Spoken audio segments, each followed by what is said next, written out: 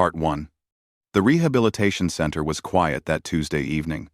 David had just started his shift, carrying his usual coffee, and ready for another routine day of helping patients recover from their injuries. He'd been working as a physical therapist for 5 years now, and he loved his job. There was something beautiful about watching people regain their strength and independence. Around 6 in the evening, his supervisor mentioned a new patient would be coming in. Her name was Lisa, a 27-year-old woman recovering from a leg injury after a car accident 3 weeks ago. David glanced at her file quickly. The injury wasn't too severe, but she'd need several weeks of therapy to walk normally again. When Lisa arrived, David noticed she seemed nervous. She was balancing on crutches, moving carefully as if every step might lead to disaster. Her friend had dropped her off and waved goodbye through the glass doors. Now, Lisa stood alone in the therapy room, looking at all the equipment with worried eyes. "Hi, I'm David. I'll be helping you with your recovery," he said warmly, trying to put her at ease. Lisa smiled a little, though he could tell she was still anxious. "I've never used crutches before this accident. I feel like a baby learning to walk all over again," David chuckled. "That's actually a pretty accurate way to describe physical therapy. But the good news is, you learned to walk once before, so your body remembers. We're just reminding it how." They started with basic exercises. David showed her how to properly position her weight, how to strengthen the muscles around her injury without putting too much pressure on the healing area. Lisa was a good student, focused and determined. But he noticed she pushed herself a bit too hard, wincing when certain movements hurt. "Remember, pain is your body's way of talking to you," David said gently. "We want to challenge your muscles, not injure them further." After about 30 minutes, it was time to practice walking with the crutches. The therapy room had parallel bars for patients to hold while they practiced, but David wanted to see how she'd manage with just the crutches. They moved toward the padded therapy bed so she could rest between attempts. That's when it happened. Lisa took a step, but her crutch hit an uneven part of the mat. In a split second, she lost her balance completely. Her eyes went wide with panic as she started falling sideways. David's instincts kicked in immediately. He lunged forward to catch her, reaching out to stop her fall. But physics had other plans. Her weight pulled him off balance too. They both went tumbling onto the therapy bed in a tangle of arms and crutches. The bed was soft and padded, designed exactly for situations like this, so neither of them got hurt, but they ended up in an incredibly awkward position. David found himself half on top of her, his hands on either side of her shoulders where he'd tried to break both their falls. Their faces were so close he could see the golden flecks in her brown eyes. For a moment, time seemed to freeze completely. He felt his heart do something strange. It wasn't just beating fast from the sudden movement. It was something else. Something he hadn't felt in a very long time. There was a flutter in his chest, a warmth spreading through him that had nothing to do with embarrassment. Lisa's cheeks turned bright red. "Oh my God, I'm so sorry. I'm such a mess. I can't even walk 3 steps without causing chaos." David quickly pushed himself up, offering her his hand to help her sit properly on the bed. But even as he moved, he noticed his hands were shaking slightly. No. Don't apologize. That's exactly why we practice here, with soft surfaces. Falls happen during recovery. It's completely normal." As she sat up, adjusting her injured leg carefully, she started laughing. Not a polite little laugh, but a real, genuine laugh that filled the whole room. "Well, if I'm going to fall on someone, at least it was my therapist, and not a stranger on the street." David found himself laughing too. There was something about the way she handled the embarrassing moment that made him smile. Most patients would have been mortified and silent, but she made a joke. She found humor in her own struggle. "You know what? That's actually a great attitude to have during recovery," he said, still smiling. People who can laugh at setbacks tend to heal faster. It's not scientific or anything, but I've seen it happen over and over. They continued the session. But something had shifted. David kept finding himself distracted by little things. The way she bit her lip when concentrating on a difficult exercise, how she'd make silly comments to distract herself from pain, the determination in her eyes when she successfully completed a movement. When the session ended an hour later, David walked her to the waiting area where her friend was picking her up. "Same time Thursday?" he asked, holding the door open for her. "I'll be here," Lisa said. "And I'll try not to tackle you this time." After she left, David stood there for a moment, watching through the window as her friend's car pulled away. His colleague, an older therapist named Robert, walked past and chuckled. "New patient seems nice," Robert said with a knowing look. "Yeah. She's very determined," David replied, trying to sound professional. "Uh-huh. That's why you're standing there staring at the parking lot." David felt his face heat up. "I'm not staring. I'm just making sure she got to her car safely." Robert laughed and patted him on the shoulder. "Whatever you say, buddy." That night, driving home through the city streets, David couldn't stop thinking about what happened. It had been 2 years since his engagement ended. 2 years since he'd felt any kind of romantic interest in anyone. He'd convinced himself he was fine alone, that focusing on work and helping others was enough. But that moment on the therapy bed, looking into Lisa's eyes, feeling his heart race like that, something had awakened inside him. Something he'd buried and tried to forget. He gripped the steering wheel tighter and shook his head. She was his patient. He had to stay professional.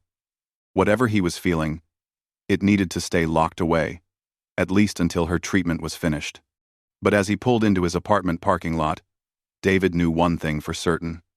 Thursday couldn't come fast enough. Thursday arrived, and David found himself checking the clock more often than usual. He had 3 other patients scheduled before Lisa's appointment at 5, but he kept thinking about her session. He told himself it was just because he wanted to make sure her recovery stayed on track. That's what a good therapist does, right? Stays invested in their patient's progress. But deep down, he knew he was lying to himself. When Lisa arrived, she seemed more confident than on Tuesday. She was getting better with the crutches, moving with less fear. David noticed she'd tied her hair back in a ponytail and wore different workout clothes. Small details he shouldn't be noticing, but couldn't help seeing. "Look at you," he said encouragingly. "You're already moving better than 2 days ago." Lisa beamed with pride. "I've been practicing at home. My roommate said I'm driving her crazy. Walking back and forth across our apartment 100 times a day." They started the session with stretches and strengthening exercises. As they worked, they talked. David learned that Lisa was a graphic designer who worked from home, which was lucky because it meant the injury didn't stop her from working. She learned that David had wanted to be a doctor originally but fell in love with physical therapy during college. "Why therapy instead of being a doctor?" she asked, while doing leg lifts. David thought about it. Doctors diagnose and treat, which is important. But physical therapists, we walk with people through their recovery. We see them at their lowest point, scared and hurt, and we get to be there for every small victory until they're strong again. There's something really special about that journey. Lisa stopped her exercise and looked at him. "That's beautiful. I never thought about it that way." The weeks started passing quickly. Lisa came twice a week, every Tuesday and Thursday evening. David always made sure he was her therapist, even when his schedule was packed. His colleagues definitely noticed. Robert would smirk every time David volunteered to take Lisa's sessions. By the 3rd week, their conversations had expanded far beyond just medical topics. They discovered they both loved old movies from the 80s and 90s, the kind most people their age had never seen. They both had terrible habits of making bad puns that made people groan. What did the physical therapist say to the patient who wouldn't exercise? Lisa asked during one session. I don't know. What?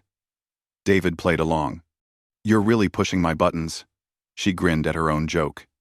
David laughed and shook his head. That was terrible. Like, truly awful. Your turn then, Mr. Therapist. Give me your best worst joke. Okay. Why did the physical therapist break up with the chiropractor? Why? Because they had too much back and forth in their relationship. Lisa groaned loudly, but she was laughing. We're both horrible people. These were the moments David loved most. Not just the professional satisfaction of seeing her leg get stronger, but the genuine friendship forming between them. At least, he tried to tell himself it was just friendship. During the 4th week, something shifted. They were working on a particularly challenging exercise that required Lisa to put more weight on her injured leg than she had before. It was a necessary step in her recovery, but David knew it would hurt. I don't know if I can do this, Lisa said, looking at the exercise equipment nervously. You can, David said firmly. I've seen you push through harder things than this. Your leg is strong enough now. And the ferment. She tried. She really did. But the pain was intense. Tears started rolling down her face as she struggled through the movements. Most patients would have given up, asked to stop, taken a break. But not Lisa. Keep going, she whispered to herself through gritted teeth. You can do this. David's heart ached watching her in pain. But he knew she needed to push through this barrier. You're doing amazing. Just 5 more, then you can rest. When she finally finished, she collapsed onto the nearby chair, tears streaming down her face but a triumphant smile on her lips. I did it. You did, David said softly. He grabbed a bottle of water and handed it to her. I'm really proud of you. The session should have ended at 6. But David stayed until 7, helping her cool down properly, making sure she wasn't in too much pain. He showed her gentle stretches she could do at home to ease the soreness. As Lisa's friend picked her up that evening, she turned to David at the door. I wanted to, he said honestly. You worked really hard today.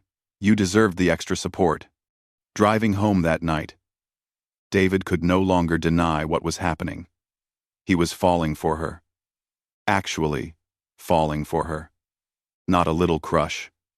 Not a passing attraction. Real feelings that made his chest tight and his thoughts scattered. He called his old mentor from college, Professor Mitchell, who now worked at another hospital. They met for coffee the next morning. I need advice, David admitted. There's a patient. I'm developing feelings for her.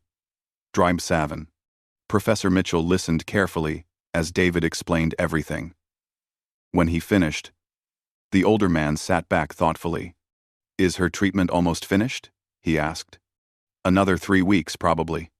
Have you acted on these feelings in any way that could be considered inappropriate? No, never. I've been completely professional during all our sessions. Professor Mitchell nodded. Then here's what I think. Wait. Finish her treatment properly. Maintain your professional boundaries. And then, if you still feel this way, and you think she might feel the same, you can ask her out. Dating a former patient isn't against hospital policy as long as the professional relationship has ended. David felt relieved and frustrated at the same time.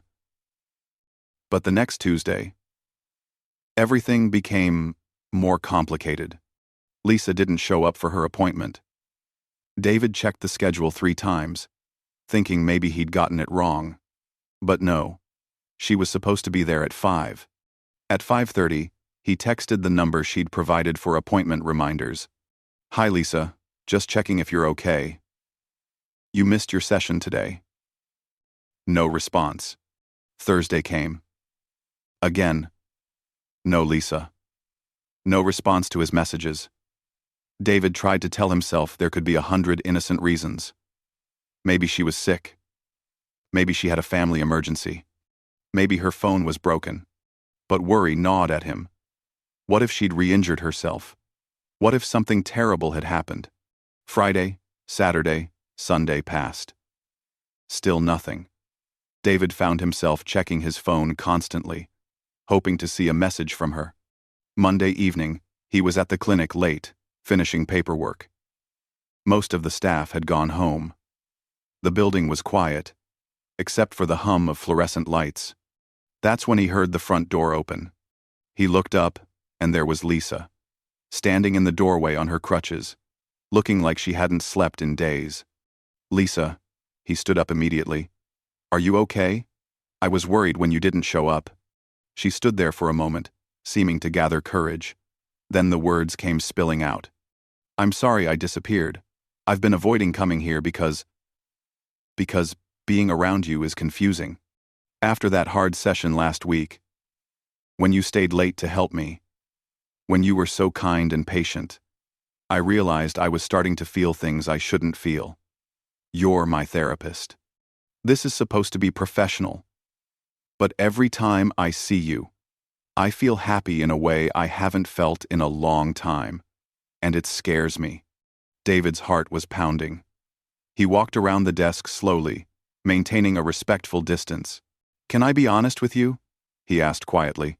She nodded. "I've been counting the minutes until your sessions. I volunteer to be your therapist every single time, because I want to see you. These past few months, watching you get stronger, talking with you, laughing with you, you've made me feel alive again, in ways I thought I'd forgotten. But I didn't say anything, because you're my patient, and I have responsibilities and ethics to uphold." Lisa's eyes were wide. "So, what do we do?" David thought about Professor Mitchell's advice. "Your treatment is almost done. Maybe 2 more weeks until you're fully recovered. We stay professional until then. And after that, if you want, maybe we could grab coffee? As 2 regular people, not as therapist and patient?" A slow smile spread across her face. "I'd really like that." The air between them felt electric, filled with possibility and promise. They both knew waiting would be hard. But some things were worth waiting for. The next 2 weeks were the longest of David's life. He and Lisa had agreed to keep things strictly professional until her treatment ended. But that didn't make it easy. Every Tuesday and Thursday, she came for her sessions, and they both tried to act normal. But normal had changed somehow. There were moments when their hands would brush accidentally during an exercise, and both would freeze for a second. Times when they'd catch each other's eyes and quickly look away, hiding smiles. The other therapists at the clinic definitely noticed something was different. "You two are ridiculous," Robert said one day after Lisa left. "The tension in that room could power the whole building." David tried to play it cool. "I don't know what you're talking about." "Sure you don't. Just promise me you'll wait until her treatment is officially over, before you make any moves. I like you both too much to see anyone get in trouble." "That's the plan," David assured him. Meanwhile, Lisa's recovery was going incredibly well. Her leg was getting stronger every session. She barely needed the crutches anymore, using them more for extra stability than actual support. David estimated she'd be fully recovered within a week. But then something unexpected happened. Lisa came to her Thursday session looking tired and distracted. She was quieter than usual, not making her typical jokes or chatting between exercises. "Everything okay?" he asked gently during a break. She hesitated, then sighed. "My ex-boyfriend showed up at my apartment yesterday." David felt his stomach drop, but he tried to keep his expression neutral. "The one from before your accident?" Lisa had mentioned once, briefly, that she'd been on her way to end a bad relationship when the accident happened. The relationship had been emotionally draining, full of manipulation and guilt trips. She'd said the accident, as terrible as it was, had at least given her a clean break from him. "Yeah, Kevin," she said quietly. "He brought flowers and this long apology. Said the accident made him realize how much he took me for strong. He wants another chance." David's chest tightened, but he forced himself to speak calmly. "How do you feel about that?" "Confused," she admitted. "I mean, I ended things with him for good reasons. He wasn't kind to me. He made me feel small and wrong all the time. But he seemed different yesterday. More sincere. And part of me wonders if I'm just scared of giving people second chances because I've been hurt before. David wanted to tell her she deserved so much better than some guy who only appreciated her after she was gone. He wanted to say that he'd spend every day making sure she knew how amazing she was. But that wasn't his place right now. Right now, he was still her therapist, and she needed support, not pressure. Only you know what's right for you, he said carefully. But I will say this. People can change. But they have to really want to. And you should never feel guilty for protecting yourself. And your peace. Lisa looked at him with those warm brown eyes, and he saw confusion there. You're right. I just need time to think. The session ended shortly after that. David walked her to the door like always, but this time there was a heaviness between them. As she left, he felt a fear he hadn't expected. What if she went back to Kevin? What if David had imagined the connection between them? What if he'd waited and played by the rules, only to lose her anyway? The weekend was torture. David tried to distract himself with work, with errands, with anything. But his mind kept wandering to Lisa. On Saturday evening, he almost texted her, but stopped himself. She needed space to figure things out. Tuesday came.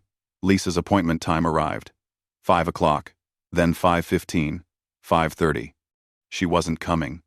David tried to focus on his other patients, but part of his mind was always on that empty appointment slot.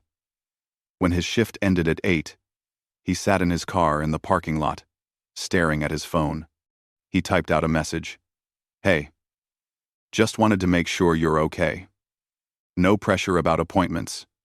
Take whatever time you need. He stared at it for 5 minutes before deleting it without sending. She knew where to find him when she was ready. Wednesday passed. Thursday morning dragged by. David had convinced himself that he'd lost his chance. That Lisa had chosen to go back to her ex. That he'd never see her again. Then, at 7 in the evening, long after his shift had ended, he was sitting alone in his office finishing up some patient files. Most of the clinic staff had gone home. The building was quiet. He heard footsteps in the hallway. When he looked up, Lisa was standing in his doorway. She wasn't using crutches at all anymore. Her leg had healed enough that she could walk on her own, though she still moved carefully. Hi, she said softly. Hi.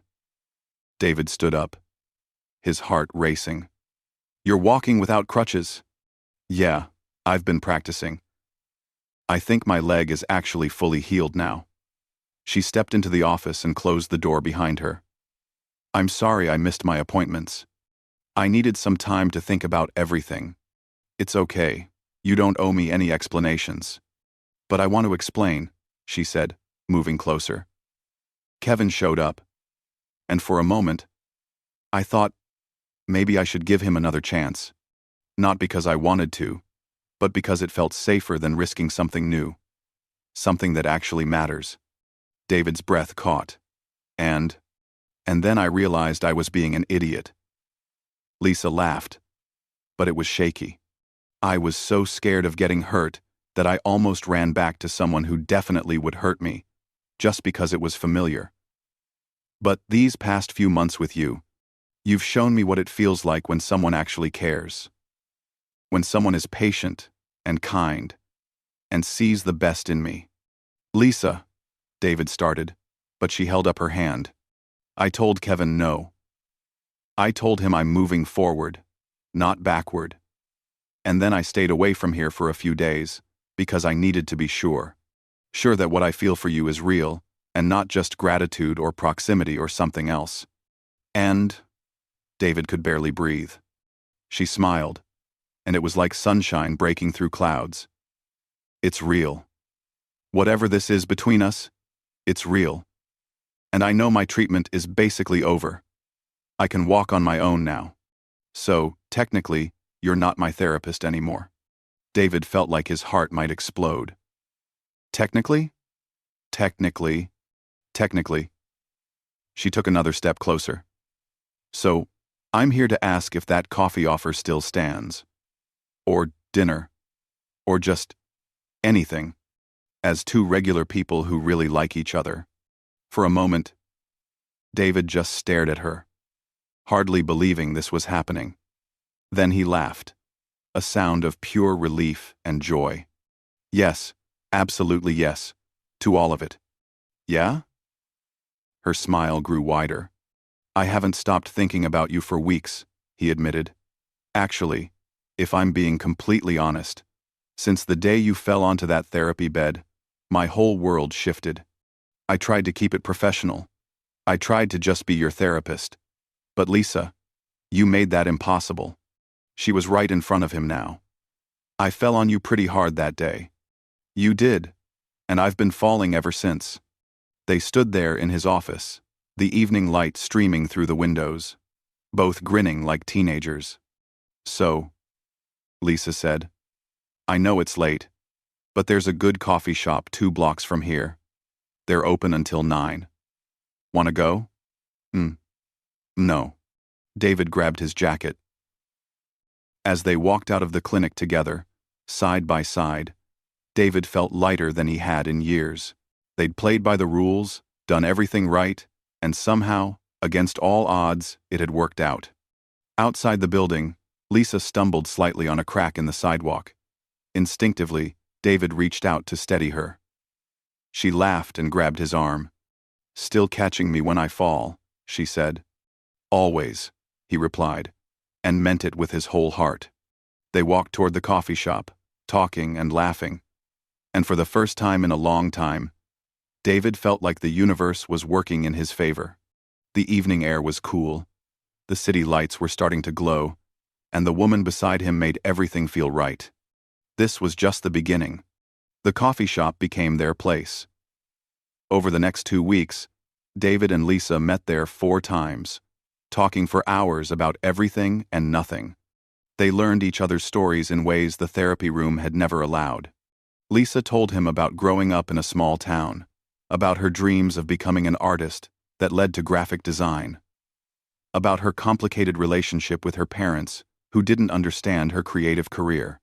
David shared his own journey. His broken engagement 2 years ago, how his ex-fiancée had left him for his best friend and shattered his trust in people. That must have been terrible, Lisa said during one of their coffee dates, reaching across the table to squeeze his hand. It was. For a long time, I just shut down emotionally, threw myself into work, avoided anything that felt risky. He looked at her meaningfully. Until you literally crashed into my life. She laughed. Best accident ever. They were careful at first, keeping their new relationship private. David wanted to avoid any appearance of impropriety at work. Even though Lisa was no longer his patient. They didn't post on social media, didn't show up together in public places where hospital colleagues might see. But keeping secrets is hard, especially when you're happy. One evening, they decided to go to a nice restaurant across town, far from the hospital district. Lisa wore a dress that made David's heart skip, and he couldn't stop smiling the entire evening. They shared pasta, argued playfully about which movie they'd watch that weekend, and for a few hours, the whole world was just the two of them. They didn't notice Kevin sitting 3 tables away. Lisa's ex-boyfriend had been driving past when he saw them through the restaurant window. He'd parked and come inside, sitting where he could watch them without being seen. His face grew darker with every laugh they shared, every time David made Lisa smile. When David got up to use the restroom, Kevin made his move. He walked straight to their table, pulling up a chair. So this is who you left me for? Lisa's face went pale. Kevin, what are you doing here? I followed you. I've been trying to figure out who you're seeing. And now I know. Your physical therapist? His voice was getting louder, drawing attention from nearby tables. That's messed up, Lisa. This guy was supposed to be helping you heal. And instead, he took advantage of you when you were vulnerable. That's not what happened, Lisa said firmly. though David could see her hands shaking. "Please leave." "No. I want to talk to him. I want to hear him explain how this is ethical." David returned from the restroom to find Kevin at their table. His stomach dropped, but he kept his voice calm. "I think you should go. I think you should explain how you're not a creep who hits on injured women," Kevin shot back, standing up. He was taller than David, using his height to intimidate. Other diners were definitely watching now. A manager started walking toward their table. "Our relationship started after her treatment ended," David said evenly. "Everything was handled appropriately." "Oh, I'm sure that's what you'll say when I report you to the hospital. I bet they'll love hearing about how their therapist is dating former patients." Kevin's smile was nasty. "Wonder how many others there have been." Lisa stood up, her face flushed with anger. "I know you moved on pretty quick. Makes me wonder if something was going on during all those therapy sessions." The restaurant manager arrived. "Sir, I'm going to have to ask you to leave." Cleed. Kevin looked around, seeming to realize he'd caused a scene. "Fine. But this isn't over." He pointed at David. "I'm calling your hospital tomorrow." He left, and the restaurant slowly returned to normal. But the evening was ruined. David and Lisa sat back down, but the joy from earlier had evaporated. "I'm so sorry," Lisa whispered. "He's never acted like this before. He's always been manipulative. But never." "It's not your fault," David assured her, though his mind was already racing ahead to what Monday morning might bring. And Kevin kept his promise. Monday morning, David was called into the hospital administrator's office. Someone had filed a complaint alleging inappropriate conduct with a patient. The hospital had to investigate. The next week was one of the worst of David's life. He had to sit through interviews, provide documentation of all his sessions with Lisa, explain the timeline of their relationship. It felt humiliating, even though he knew he'd done nothing wrong. Lisa was interviewed too. She provided a clear statement explaining that nothing romantic had happened during her treatment, that David had always been completely professional, and that their relationship only began after her therapy concluded. The stress tested them. David worried constantly about losing his job, his reputation, everything he'd worked for. Lisa blamed herself, feeling like she'd brought this trouble into his life. They had their first real argument when David suggested maybe they should take a break until the investigation was over. "Are you serious?" Lisa's eyes filled with tears. "I don't want to, but if being with me is causing you all this stress and drama, Kevin is causing the drama, not us. And if you think I'm going to run away the first time things get hard, you don't know me at all." Her words hit him hard. He realized he was doing exactly what he'd accused her of potentially doing with Kevin, choosing the safe path over the risky but real thing. "You're right. I'm sorry. I'm just scared." "I'm scared too," she admitted. "But I'm not going anywhere." They held each other in his apartment that night, both frightened but together. The investigation took 2 weeks, 2 weeks of uncertainty and stress. But David's colleagues came through for him. Robert and 3 other senior therapists wrote statements vouching for his character and professionalism. His supervisor pulled his complete employment record, which showed not a single complaint in 5 years. Finally, the hospital's ethics board made their decision. They found no evidence of misconduct. David had followed all protocols, and his relationship with Lisa had begun only after her treatment concluded. However, they issued a formal warning that he should be more cautious about relationships with former patients in the future, even when technically permissible. When David got the news, he immediately called Lisa. She answered on the first ring. "It's over. They cleared me. Just a warning on my record, but no disciplinary action." He heard her sob with relief on the other end of the line. "Thank God. I've been so worried." "Me too. Can I see you tonight?" "Yes. Definitely yes." That evening, they met at their coffee shop. But this time, they didn't hide. David held her hand as they walked in. and he didn't let go. "We survived," Lisa said, stirring her coffee absently. "We did. Though I could have done without the drama." She looked at him seriously. "Do you regret this? Us?" "Never," he said without hesitation. "It was scary, yes. But Lisa, you're worth every difficult moment. This whole situation proved something to me." "What's that?" "That what we have is real enough to fight for. I almost lost you to fear. Twice. Once when Kevin showed up, and again when the investigation started. I'm done being afraid of good things." Lisa smiled, that beautiful smile that had captured his heart months ago. "Good. Because I'm done being afraid too. For years, I let Kevin make me feel small. Then the accident happened, and I thought maybe it was the universe telling me to be more careful. But meeting you taught me the opposite. Sometimes the universe puts you exactly where you need to be, even if it means falling onto a therapy bed. Especially then." They laughed together, and David realized something profound. The investigation, as awful as it had actually made them stronger. They'd faced a real challenge together and come out on the other side more certain of each other.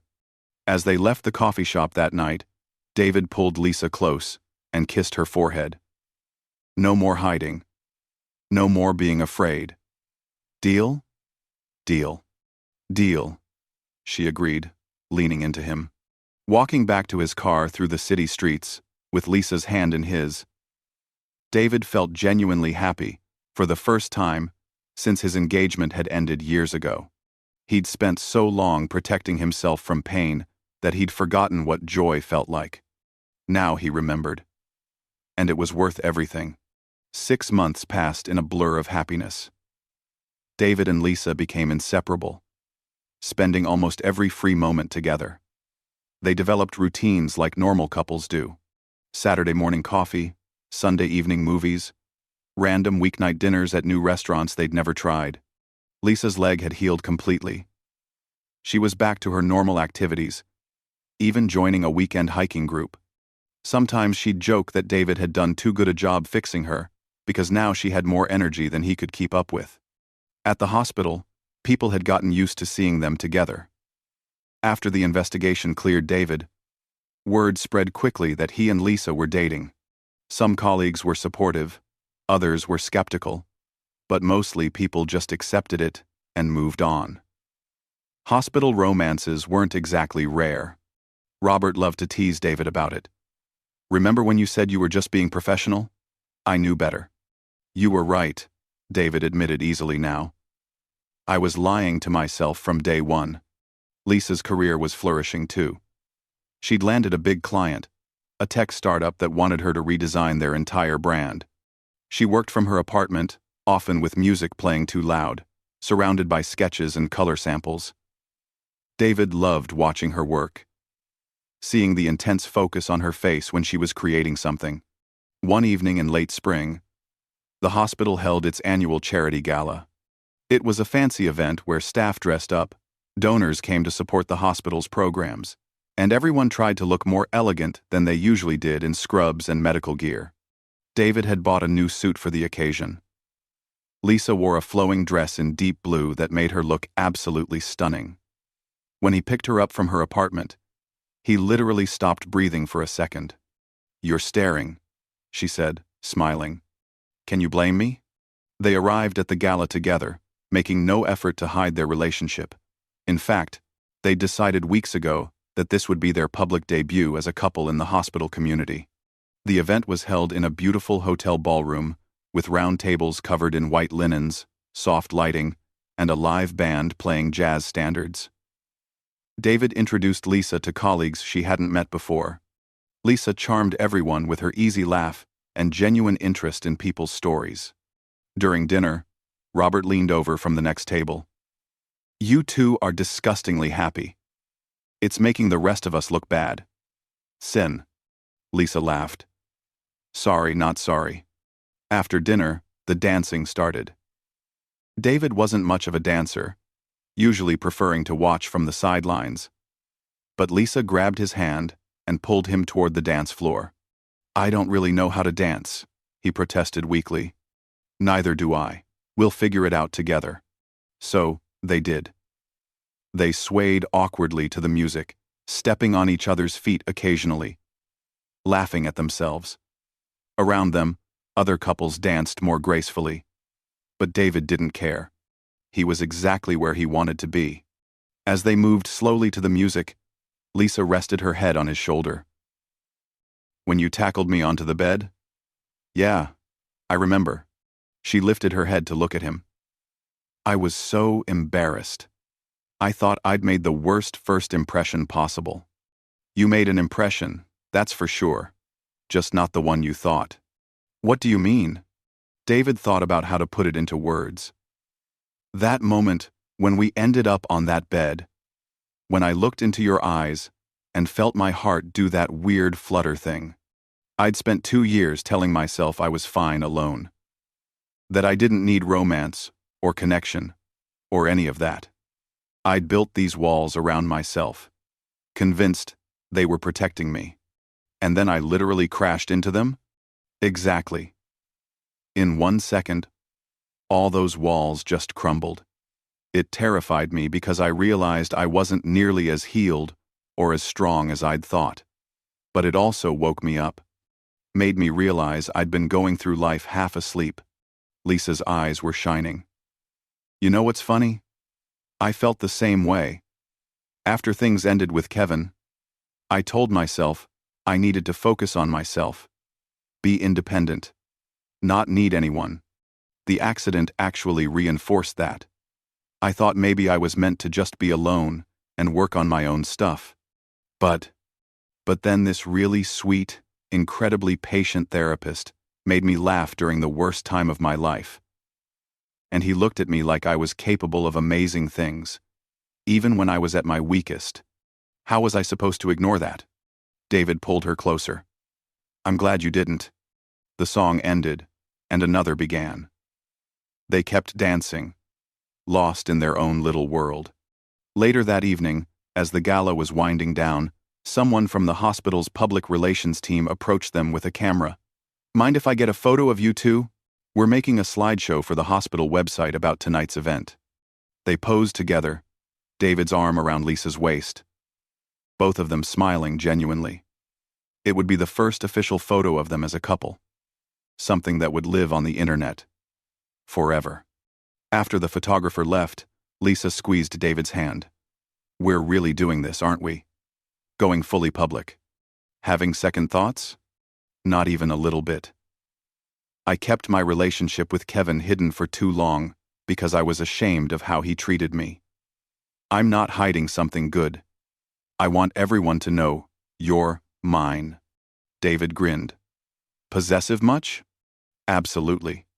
As the evening ended, and they walked to David's car through the hotel parking lot, he felt overwhelmed with gratitude.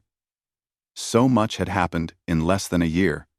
A chance accident had led to physical therapy, which led to friendship, which led to something neither of them had been looking for, but both desperately needed. "What are you thinking about?" Lisa asked, as they drove through the city. "About how I kept a hospital bracelet." She looked confused. "What? You know how you mentioned once that you kept your hospital bracelet from your first day at the rehabilitation center? You said it reminded you that sometimes falling down is necessary before you can stand up stronger?" "Yeah, I remember saying that." "Well, I kept something too. The incident report from that first day when you fell onto the therapy bed. Technically, I should have filed it away in the patient records, but I made a copy and kept it in my desk drawer. That's weird and adorable." "Why?" David pulled up to a red light and turned to look at her. "Because even then, some part of me knew that day had changed everything. I didn't understand it yet. Didn't want to admit it, but I knew. That moment when my heart lost control, that was the moment everything started making sense again." Lisa leaned across the console and kissed him softly. "Take me home. Your place or mine. Doesn't matter. Anywhere with you is home now." They drove through the quiet city streets, past the hospital where they'd met, past the coffee shop that had become their place, past all the familiar landmarks of their growing relationship.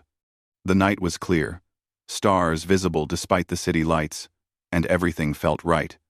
When David finally parked outside Lisa's apartment, neither of them moved to get out immediately. "Thank you," Lisa said quietly. "For what?" "For catching me when I fell. For being patient when I was confused. For fighting for us when things got hard. For making me believe in good things again. Justiga." David took her hand, threading his fingers through hers. "Thank you for falling. For being brave enough to take a chance on someone new.